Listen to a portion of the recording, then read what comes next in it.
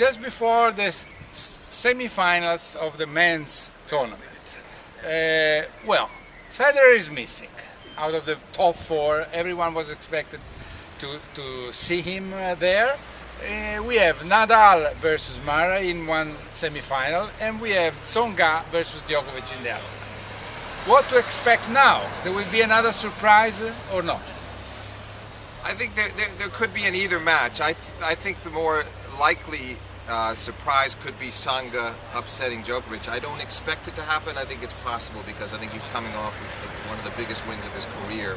Next to his win over Nadal at the 2008 Australian Open when he dismantled him in straight sets, this was probably the biggest performance he's ever given. So he's coming in on a high, but on the other hand, Djokovic has still lost only one match all year long. And despite his 2-5 career record against Tsonga, I do expect in the end that Djokovic, maybe even in 5 sets, but he will get the job done in the end, in my view. Well, maybe you're right. I'm a little perplexed because Tsonga, you don't know if he's able to play twice in a row so well. I mean, because he played so well versus Federer that who knows if he can perform again. Because for him, he said it was the best win ever. He said it's like to beat Nadal in Roland Garros to beat Federer on grass. So who knows? And Djokovic, honestly, I didn't see him too well when he played Tomic. He was a little uncertain. He lost the second set. He was down one break, 3-1 in the third.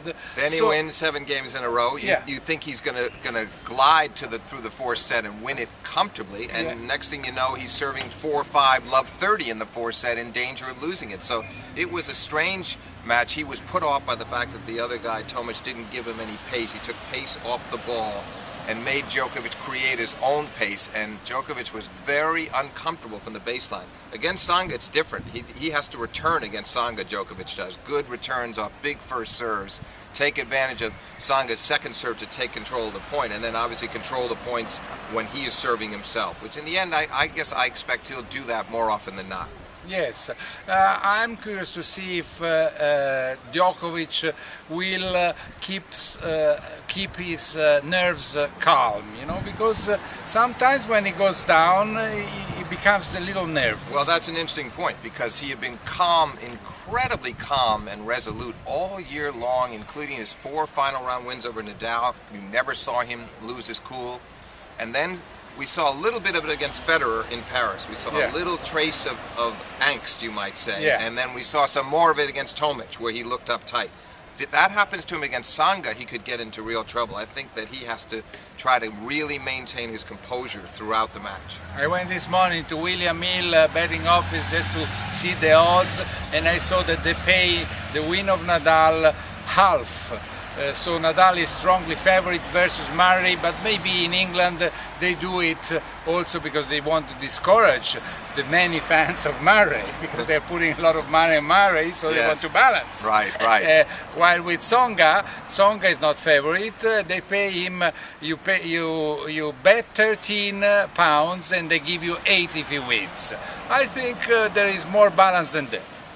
Yeah, those are interesting odds, but I do think that Murray is going to give Nadal a much tougher test than either of the previous clashes here at Wimbledon. As you pointed out the other day, I mean, Murray, it was a good match last year, straight sets, but Murray had a set point in the second set, and it could have been maybe a different match if he won that point. Sure. Then he was one break ahead in the third. Up 4-1 in the third, exactly, and then he couldn't close that set out. But then the previous one was all Nadal in 2008, but this one I really think will go at least 4 sets. Possibly 5. I think Murray is as determined to win this as he has been for any big match in a long, long time. It's 3rd straight Wimbledon semi-final. He wants to reach that final. He wants to finally get a chance to claim his first major. So he's got to go through Nadal to do that. I think you're going to see the best of Murray tomorrow, but I still think Nadal wins, and I'm going to say in 5. Journalists are not allowed to bet, but I would bet the tie of Steve Flink. So if Nadal loses, he will have to give me his tie. See you tomorrow.